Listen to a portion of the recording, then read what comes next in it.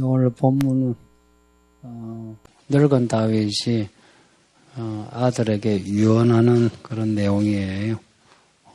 유언이 뭔지 아시죠? 죽기 전에 자녀들에게 당부하는 그런 말입니다. 사람이 죽을 때 제일 정직하다며요. 그래서 남은 그 자손들이 어른의 그 유언을 중히 여기죠. 근데 여러분 유언을 직접 들어본 적 있으십니까? 그 많은 집안의 어른들 있었겠는데요. 근데 저도 유언을 들어본 적이 없습니다.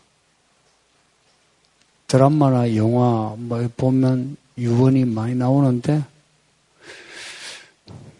저희 어머니도 유언 하지 않으시고 가셨고 뭐 집안의 어른들도 뭐 유언하지 않으신 것 같아요. 저희 어머니 같은 뭐 믿음으로 살라 하고 가실 줄 알았는데 뭐 그런 유언도 없이 밤에 홀로 가셨어요. 뭐 임종을 못 봐서라기보다는 유언을 안 하시고 간 것 같아요. 가로고 이제 유언을 했다 하고 뭐 유언장을 남겼다는 사람 보면 어떤 사람입니까? 부자들이 이제 죽기 전에 유언장을 쓰거나 유언을 남겨요. 그렇게 이제 유언으로 재산을 받은 자녀들 그 유산을 고마워하나요? 그렇게 나눠 가진 그 자녀들 치고 형제의 우애가 좋더라 하는 이야기는 별로 안 들었습니다. 그 예전 예배당 그 건물도 그 자녀들의 유산으로 공동으로 이제 받은 건물이래요. 왜 팔았냐? 하도 형제간에 시끄러우니까 이거 팔고 빨리 나눠 가지자 해서 팔았다 이야기를 직접 들었어요. 오늘 이 본문 이제 읽고 설교하는 것은 다윗이 믿음의 사람이죠. 그래서 우리 유언 제도를 한번 하고 죽자. 혹은 유언할 수 있는 그런 삶을 한번 살자는 그런 의도 가지고 설교합니다. 이게 이제 자녀 사랑하시죠? 자녀를 위해서. 그 좋은 부모라면 적어도 마지막 그 가는 길 그냥 죽겠다 하고 뭐 가는 게 아니고 아파 죽어도 그래도 할 말 하고 가는 게 좋은 부모가 아니겠느냐. 이제 그러려면 이 정신이 맑아야 되고 강해야 돼요. 그 보니 그 어른들이 왜 유언하지 못하고 가시느냐 하면 기력이 쉬하니까 그럴 정신이 없으신 것 같아. 그리고 너무 아파서 뭐 돈도 뭐도 뭐 자녀에 대한 믿음도 신경을 못 쓰시는 것 같아. 또 뭐 하나 굳이 이유 찾으면 자녀들이 보기에 부모들이 내가 뭐 잘 살았느냐 하는 그런 생각도 하신 것 같아. 내가 뭐 유언을 할 만한 그런 부모냐 아닌 것 같다 해서 그 자녀들에게 뭐 유언할 만한 그런 삶을 살지 못해서 유언하지 못하는. 그래서 유언을 제대로 하자 이제 하는 것은 뭐 자녀를 위한 것이기도 하지만 현재로는 부모된 우리를 위한 것입니다. 네, 이제 이런 설교 들으면서 여기 청년들, 아이들은 뭐 벌써 유언, 나하고 상관없네, 할 수 있겠는데, 그렇지 않다는 거. 알았으면 해요. 3, 40년 금방입니다. 금방 늙고 아이들 생기고 또 죽어요. 그래서 유언할 만한 삶 혹은 우리 자녀들을 위해서 해야 하는 유언, 이제 이거 생각하면 지금 우리 모두가 이 말씀을 듣고 준비를 해야 되지 않냐. 다윗은 그래도 성경에서 믿음의 사람으로 대표적인 사람이에요. 다윗이 유언하는, 모세도 유언하고 여호수아도 유언하고, 믿음의 사람은 약간 유언을 하는 거죠, 그죠? 사도 바울도 디모데후서 보면 유언같이 마지막 말을 남겨요. 그래서 제대로 믿으면 유언을 한다, 이렇게 받아들이는 게 좋겠죠. 다윗이 이제 유언을 한다, 했다. 그래서 다윗이 그렇게 살았다 하는 거예요. 그렇게 살고 그 삶을 이제 교과서로 자녀에게, 이 솔로몬에게 말한 겁니다. 다윗이 유언을 했는데 솔로몬이 그 유언을 듣고 살았다. 그래서 사니까 결과가 어찌 되는가? 그게 오늘 12절에 간단하게 나와요. 그의 아버지 다윗의 왕위에 앉으니까 그의 나라가 심히 견고하더라. 왕권이 견고하면 뭐 행복한 거죠, 그죠? 직장이 견고하면 행복한 거죠? 실은 우리의 삶의 불행은 우리의 자리가 흔들릴 때, 그렇죠? 불행해지죠. 솔로몬이 유언대로 하니까 왕위가 견고해져서 아들의 아들이 왕이 되더라. 그리고 이 솔로몬 여자 문제, 또 여러 가지 돈 문제 있지만 그래도 솔로몬이 끝내는 믿음을 찾죠. 전도서, 잠언서 보면 솔로몬이 그래도 참 인생 헛됐다. 하나님 잘 믿는 게 유일한 진리다. 이걸 깨달아요. 결국은 다윗의 그 유언을 잘 지키는 사람인 거예요. 그래서 다윗 왕국이 견고해지고 나중에 예수님이 다윗 자손으로 태어나신 거예요. 그래서 오늘 설교는 그렇게 되지 않은 데 있고 어떻게 하면 그렇게 되는가 하는 거 간단하게 살펴보자 하는 겁니다. 보통 유언은 유언장 해서 인터넷에 보니까 별로 없어요. 주로 이제 타이핑 해가지고 나오고 유일한 시가 유언장을 남겼는데 직접 이제 자기의 자필로 유언장을 남겼어요. 한번 보실래요? 요게 새까만 게 자필로 쓴 건데, 자, 유일한 시 아시죠? 유일한 시의 유언장은 우리 사회적으로 많은 그 선한 영향을 미쳤죠. 유언장을 남기려면 이렇게 남겨라 하는, 보면 첫째, 둘째, 셋째, 넷째 하는데 다 무슨 내용이냐? 돈 이야기입니다. 이런 분도 이제 이 돈을 자녀들에게 물려주기보다는 약간 돈 이야기예요. 이제 이런 유일한 시 말고 그 외에 부자들의 유언장 어떻겠습니까? 첫째 아들은 저 건물 가지고, 둘째 아들은 이 건물 가지고 그런 이야기 했죠. 그러면서 서로 싸우지 마라 하는 그런 훈계도 있을 거고, 다윗이 유언한 거하고 유리한 씨, 대표적인 그래도 좋은 사람이죠. 유언한가하고 좀 비교를 해보시죠.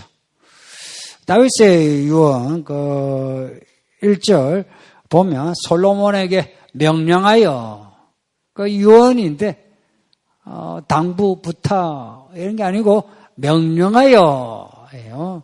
이제 늙어 죽는 아버지가 생생한 젊은 아들에게 명령하여 이런 아버지 괜찮죠? 아들에게 해주라 이게 아니고 할 수 있는 그런 아버지 되고 어머니 된다면 좋지 않습니까? 다윗이 명령합니다. 아들에게 뭐 하라 하는데 돈 문제는 없어요. 돈 문제 이야기하지 않고 그 유언장에 첫 마디가 뭐냐? 대장부가 되어라. 왜 대장부가 되어야 하냐? 하나님의 말씀. 여기 보면 여호와의 명령, 그 법률, 계명, 율례, 증거, 모세의 율법. 뭐 하나하나 뭐가 다르노? 따지면 복잡해요. 이거 합쳐서 뭐라고 할 수 있습니까? 하나님의 말씀을 지켜 행하는데 대장부가 되라 하는 유언이 처음 나와요. 돈 벌어 부자 되어라 없고요. 권력을 잘 유지해서 뭐 태평성대 이루라 이런 것도 없고요. 이 아들에게 그리고 왕권을 받는 아들에게 주는 말이 하나님 말씀을 잘 지키되 대장부처럼 힘써 지켜라. 이제 이 말 이제 들으면 이 말씀대로 사는 거요. 이거 우유부단하거나 마음 열어서는 말씀대로 못 산다는 것을 느끼지 않습니까? 말씀대로 사는 거, 이 마음을 다잡아야 하는 겁니다. 그 다윗의 생애 보면 다윗이 처음 등장할 때 골리앗을 이겼던 그런 이야기, 그 뒤에 전쟁의 이야기 보면 다윗은 정말 대장부입니다. 믿음의 대장부가 되어서 말씀대로 살았어요. 그래서 주변 사람들이 막 다윗을 흔들죠. 흔들어도 다윗은 흔들리지 않고 하나님의 말씀 그 뜻대로 밀어붙였어요. 했더니 뭐 단계적으로 좀 불편해도 손해를 봐도 고통을 겪어도 결국은 다윗이 왕권 유지하고 그리고 자자손손 왕으로 세우는 그런 은혜 받는 거예요. 그게 뭐냐? 그렇게 말씀을 지키니까 뭐라고 약속했냐? 어디로 가든지 형통하게 하신다는 겁니다. 형통.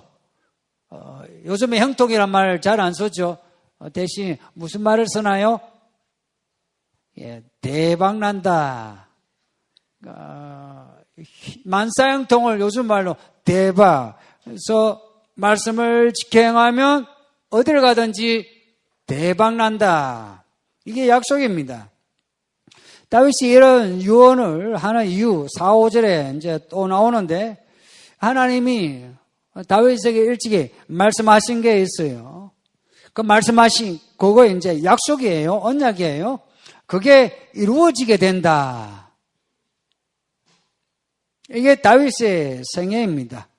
다윗과 다윗의 자손들이 삶과 마음을 다하고 성품을 다하여 진실의 하나님 앞에 행하기만 하면 하나님이 다윗에게 약속하신 거 하나님이 반드시 이루시겠다. 다윗에게 약속하신 거 이게 오늘 본문에는 그냥 그 자손들이 왕권을 가진다 하는 이 정도 이야기지만 근데 더 깊은 이야기하면 만왕의 왕이 다윗에게 나온다는 약속입니다. 예전에 아브라함에게도 그러셨어요. 너가 아들을 낳을 거다 그러셨어요.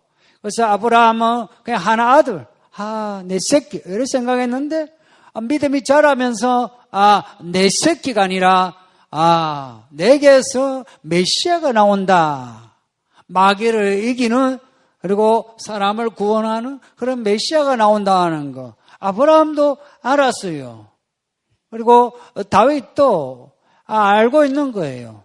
그래서 이 약속을 지키는 거는 일신의 혹은 집안의 문제가 아니라 하나님의 나라의 문제예요. 세계의 문제다.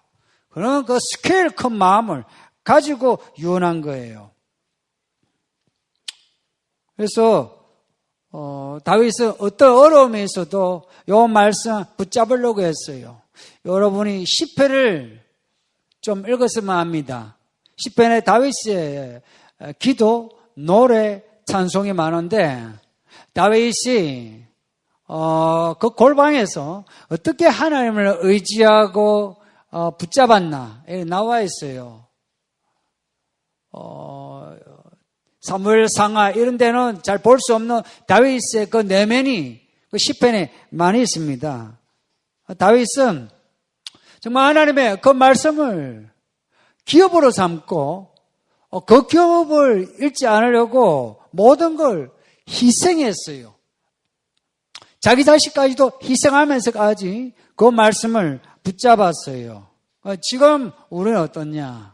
이제 이런 그 다윗의 왕위 이러면 뭐 우리하고 별 상관없죠. 뭐 우리 가운데 뭐 흙수저, 뭐 지금 뭐 어려움에 처한 사람도 있고 한데 이제 이런 이야기 들으면 나와 상관없이 들을 수도 있는데, 근데 그렇지 않아요. 우리가 우리 자신이 누군가 우리의 정체성을 좀 늘 확인했으면 합니다. 예수 믿는 사람을 뭐라고 불러요? 하나님의 자녀라 부르죠. 그리고 그리스도인이라 부르죠. 그리스도인, 하나님의 자녀, 이 말은 구약에서는 있을 수가 없어요. 이 말은 그런 말을 한다는 것은 신성모독이에요. 어떻게 하나님의 아들 되느냐? 근데 우리가 예수님의 은혜로 하나님의 자녀가 된 거죠. 그래서 우리는 세상 사람과 다른 그런 자리를 가졌는데 그 자리가 뭐냐? 왕 같은 제사장입니다. 왕 같은 제사장이고 그리고 사도적인 선지자적인 그런 사람이에요. 그래서 우리에게 왕권이 있고 우리에게 하나님의 경륜이 주어져 있습니다. 믿습니까? 저는 작은 목사지만 이 거대한 말씀을 정말 믿어요. 믿으니까 가슴이 이렇게 사이다처럼 시원하고요. 이 좀 쪼잔해지고자 하는 이 속이 좀 넓어져요. 왕 같은 제사장. 얼마나 멋진 말입니까? 그러니까 우리의 이 왕 같은 제사장의 왕권 혹은 왕 같은 그 품격을 잃지 않으려면 지금 다윗의 이 유언을 주목해야 합니다. 지금 우리는 어떤가? 이제 정말 다윗처럼 살고 있는가? 이런 문제 뭐 정직하게 생각해야 되고요. 혹은 내가 지금 죽으면 뭐 죽는 거는 금방이죠. 여기 뭐 순서가 있습니까? 뭐 연세가 많은 분 있지만 그 전에 그 젊은 분이 먼저 죽을 수 있죠. 그래서 유언은 우리 모두에게 주어진 과제이기도 합니다. 정말 다윗처럼 유언할 수 있겠느냐 하는 거예요. 그 다음 이제 다윗이 유언한 내용을 보겠습니다. 아까 처음에 이야기한 거 하나님에 대한 유언이 이제 첫 번째였고요. 그 다음 두 번째 이것도 중요해요. 사람들을 어떻게 대해야 하느냐 이제 이 문제를 유언으로 남겨요. 사람에 대해서 다윗이 많은 사람을 거쳤죠. 그래서 그 많은 사람들이 다시 솔로몬과 함께 해요. 그래서 다윗은 솔로몬이 사람을 어떻게 대해야 하는지, 그러니까 좋은 사람, 나쁜 사람, 그것을 구별할 수 있도록, 그리고 대할 때 어떻게 대해야 하는지, 이 문제, 유언으로 남겨요. 먼저 요압에 대해서 이야기해요. 요압. 여러분이 사무엘하 이래 보면 요압이라는 이름이 자주 나와요. 다윗의 신복이에요. 다윗 바로 밑에 제2인자예요. 요압은 대단한 사람이에요. 싸움도 잘하고요. 그리고 심리전도 잘하고요. 그리고 나름의 어떠한 정치적인 비전도 가지고 있고요. 그래서 다윗을 많이 도왔던 사람입니다. 근데 문제가 뭐냐. 요압이 아까 말씀드린 것처럼 나름의 생각이 많아요. 그리고 어떤 권위적인 그게 있어요. 무장의 그런 모습이 강해요. 그러면서도 다윗이 뭘 원하냐, 나의 주군이 뭘 원하냐, 여기에 관심을 가지고 그 주군의 입에 혀처럼 해줘요. 그러면서도 한편으로는 이거는 주군 우리 다윗에게 유익하지 않다. 자기가 이제 계산한 거예요. 하면 다윗이 하지 말라 해도 해버리는, 하라고 해도 하지 않는 이런 고집이 있어요. 참 이런 사람 여러분 그 이미지 상상이 되시죠? 이제 요압이 다윗의 마음에 딱 있죠. 그 찍힌 사건이 있어요. 오늘 본문에 나오는데 아브넬을 죽이고 아마사를 죽였다. 이 아브넬과 아마사는요 다윗을 배신한 사람이에요. 다윗을 대적한 사람이에요. 근데 이제 불리하자 다윗에게 돌아오려고 했던 사람이에요. 근데 요압이 이 아브넬과 아마사 이들이 다윗에게 했던 거, 그리고 자기에게 했던 거, 자기 동생에게 했던 거, 이거 앙심을 가진 거예요. 이런 우직한 사람 있죠. 요압이 이 아브넬, 아마사, 다윗이 죽이지 말라 이런 의사를 가지고 있다는 거 알면서도 그냥 죽여버렸어요. 그러니까 다윗이 일은 하면서 이제 요압에 대해 안 좋은 마음을 가지고 있지만 요압이 이제 보통 장군이 아니죠. 머리가 굵어진 장군이에요. 그래서 놔준 거예요. 이 요압을 그냥 두지 말라.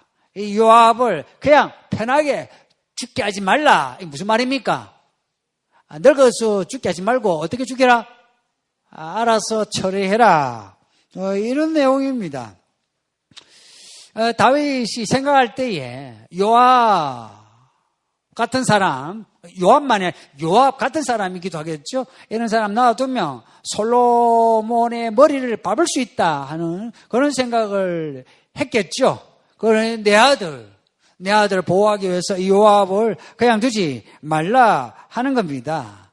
그래서 늙어 죽기 전에 처리를 할 때에 그러면 이걸 신하들이 보고 백성들이 보고 야 솔로몬에게 대들면 안 된다 하는 것을 배우는 거죠.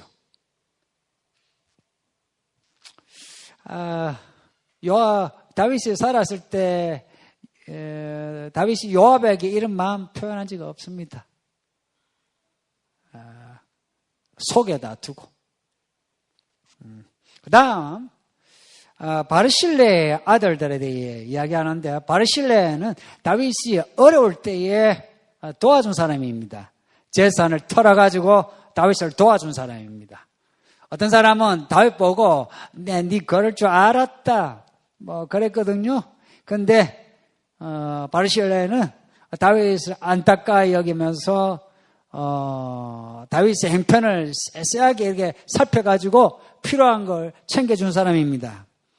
그래서 다윗이 이 바르실레의 아들들을 잘 대주라 라고 당부를 해요. 이거 보면 다윗이 의리의 사람이죠. 그래서 다윗은 자기에게 후대한 사람 잊지 않고 자기도 그렇고요. 자기 아들들에게도 그런 사람을 후대해 주라라고 가르쳐요.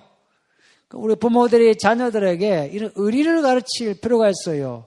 이렇게 가르치면 솔로몬이 뭘 느끼겠어요? 그럼 나도 누군가에게 후대하면 나도 그 사람을 얻을 수 있다. 이거 아닙니까? 왜 믿는 성도들이 사람을 얻지 못하느냐? 쉽게 말하면 의리가 없어서 그렇지 않습니까?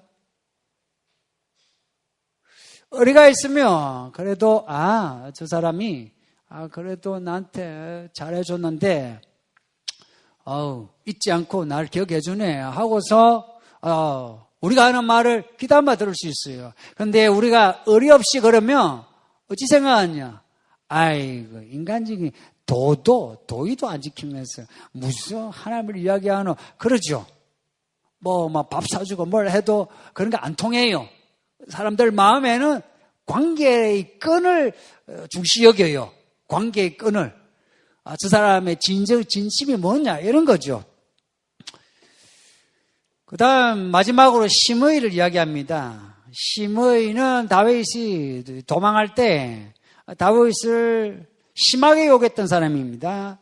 근데 다윗이 압살롬을 이기고 돌아오니까 다윗을 후대한 사람입니다. 1,000명의 사람을 데려와가지고 난 다윗 좋아해요, 다윗 짱 하고 있죠. 난리를 벌였어요. 그래서 시므이에 속한 베냐민 지파가 다 유다 지파에 함께하게 되었어요. 그래서 유다 지파 혼자 왕따 될 뻔했는데 시므이 때문에 베냐민 지파가 붙어가 그나마 11대 1이 아니고 10대 2가 되었습니다. 그런 그 공이 있는 시므이입니다. 그런데 그런 시므이이지만 그런 게 있잖아요. 이 시므이가 다윗을 후대할 때에 그게 진심으로 후대한 거겠습니까? 정치성을 가지고 후대한 거겠습니까? 예, 정치성을 가지고 후대한 겁니다. 혹 내가 다윗을 밉보여서 내 재산을 빼앗길까봐 뭐 이런 거죠. 그래서 다윗을 정치성을 가지고 다윗을 후대해야 한 겁니다. 그러니 이 시므이가 다윗에게 충성을 해도 그 안에 뭐가 있습니까? 계산이 있습니다. 이런 사람 또 이미지 상상되시죠? 이런 그 시므이 그냥 놔두면 이 시므이가 계산을 해가지고 언제든지 솔로몬이 약해질 때, 불리할 때에 이 시므이가 칼 들고 자기 아들 솔로몬을 죽일 수 있죠. 그래서 이 시므이 그냥 두지 마라. 이 시므이를 그냥 두지 말고 어떻게 지혜롭게 처리하라. 이래 나옵니다. 그건 또 무슨 말일까요? 시므이를 처리하는데 지혜롭게 처리하라. 근데 그게 무슨 말일까요? 그러니까 솔로몬이 뒤에 보면 시므이를 처리하는데 아주 묘하게 올감해가지고 죽여버립니다. 이런 게 있잖아요. 함정을 만들어 놓고 함정에 빠지도록 개를 풀어가지고 몰아가요. 그래서 도망가면서 함정에 빠져. 그래서 너 하지 말란 짓을 왜 했냐 하고 그리고 시므이를 죽여버립니다. 그렇게 해서 솔로몬의 왕권이 강해졌더라. 이게 12절의 말씀입니다.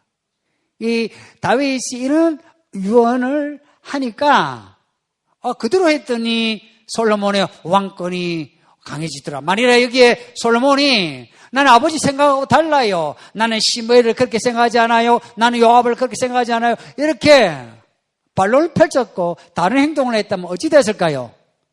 솔로몬 큰일 난 겁니다. 있죠? 이제 부모가 될 분들에게 말씀드리겠습니다. 부모가 된다는 거 적어도 두 가지를 가지고 살아야 합니다. 하나는 적어도 자녀들에게 하나님 잘 믿으라 말을 할 수 있어야 합니다.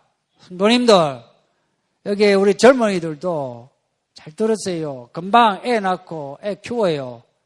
적어도 이 나이 내가 알아서 살 수 있는 20살 이후로는 내가 믿음으로 살았어. 우리 자녀에게 야 믿음으로 살아라. 아빠가 그렇게 살은 것처럼 너도 그렇게 살아라 하고 말을 할 수 있어야 돼요. 그것도 대장부처럼 그렇게 믿으라는 겁니다. 대장부란 건 뭡니까? 힘이죠.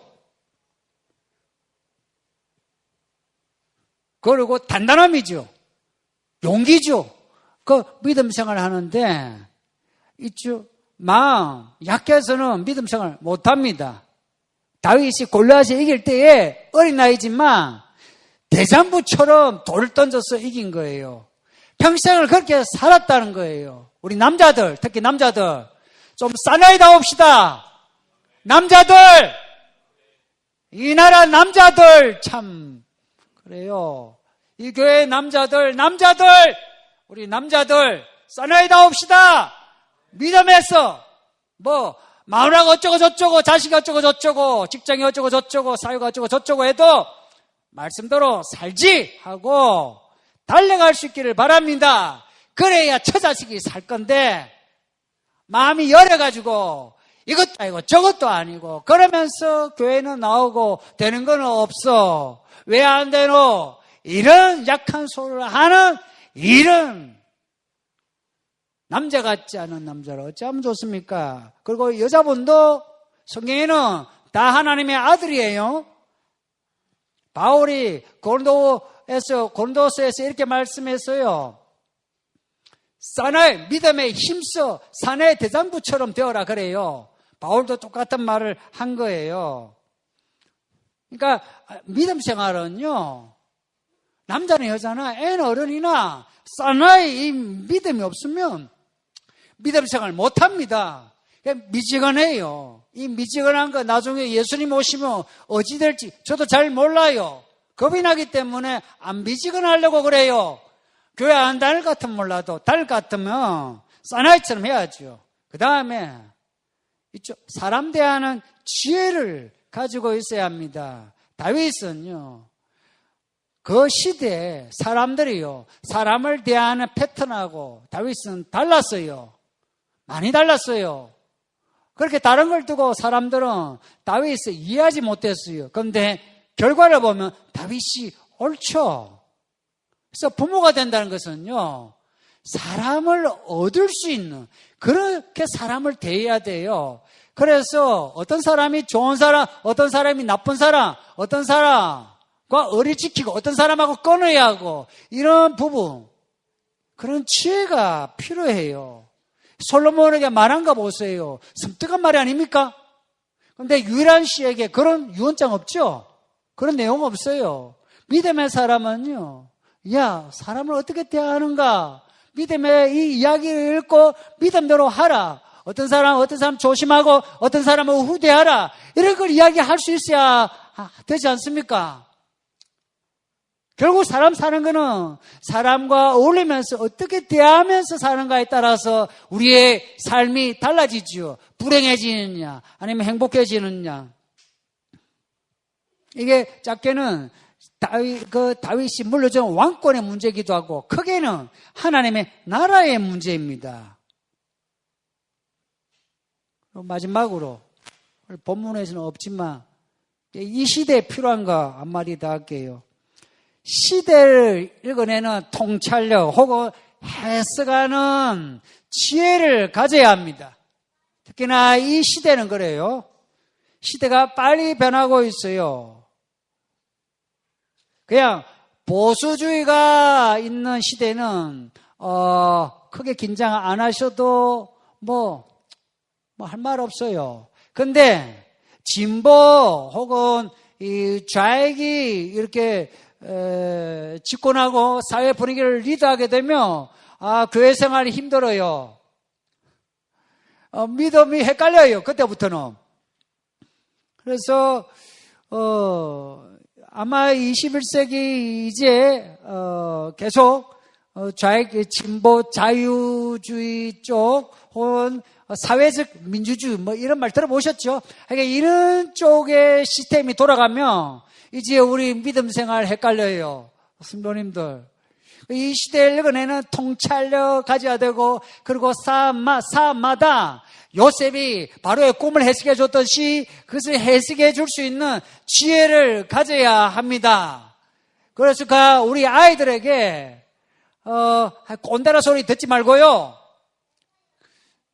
성경의 지혜로 이 시대에 분별하는 그런 가르침을 줘야 해요. 특히 우리 잘 아는 이 아이들, 우리 부모님들 똑똑하셔야 합니다. 이 아이들 있죠. 우리가 배웠던 그 시대의 교육하고 이제 다른 교육의 여건으로 들어가요. 이제 이들이 하나님을 믿기라 예전의 시대하고는 달라요. 이 정부가 바뀐다는 것은 큰 사건입니다. 하나님의 경륜이에요. 몰아가는 거예요. 그래서 우리로 하여금 정신 차리라는 거예요. 이제 사나이 같은 믿음이 아니면 전부 다 그 세상 사람처럼 살게 되고요. 사나이처럼 되면은 이제는 우리가 달라져요. 교회를 하나님이 쓰신다고요. 시대를 읽어내는 통찰력. 아마 예전보다 이제 교회 생활이 어려울 겁니다. 서울 이기는 교회 성도님들, 우리 언제 죽을지 모르지만 죽기 전에 유언 좀 하고 죽읍시다. 그리고 유언다운 유언을 하고 죽읍시다. 평소에 유언처럼 말씀을 하세요. 평소에 유언처럼, 얘들아 이렇게 믿어라. 얘들아, 이 사람을 잊지 말라. 이 사람 잘 대해주라. 그리고 얘들아, 이런 사람은 조심하라. 그리고 얘들아, 지금 이 시대에 하나님이 왜 이 정부를 그리고 이 세계에 이렇게 허락하셨는지 아니? 우리 조심해야 된다. 이제 우리 잘 믿지 않으면은 이제는 이 세상 사람처럼 된다. 이런 말을 평소에 유언처럼 하실 때에 여러분이 가지고 있는 혹은 물려주는 돈이 안전합니다. 돈만 물려주면 돈하고 자녀를 잃지만, 그런데 믿음과 지혜를 물려주면 다 보존됩니다. 우리 성도님들, 부디 오늘의 이 살아가는 삶을 우리가 유언할 그 유언하는 내용의 삶으로 살아가시기를 바랍니다. 그래서 우리 자식들이 들으면서 맞아, 우리 아버지가 그렇게 살았어, 나도 그렇게 살아야지, 이렇게 마음을 먹을 수 있도록, 혹은 우리가 그냥 가다가 사고 나가지고 그냥 죽어버렸어요. 그렇게 죽었을지라도 우리 자녀들이 평소에 우리 아버지가 이런 말씀하셨어, 그게 유언이야, 그렇게 살아야지 하는 그런 은혜가 우리 모두에게 있기를 예수의 이름으로 축복합니다. 하여간 믿음의 사나이 되시기를 예수의 이름으로 축복합니다. 한 2, 3분 정도 말씀을 가지고 우리 합심해서 기도합시다. 하나님, 우리의 믿음 강하고 담대하게 해달라고, 말씀대로 담대하게 사나이처럼 살게 해달라고 우리 합심해서 기도합시다.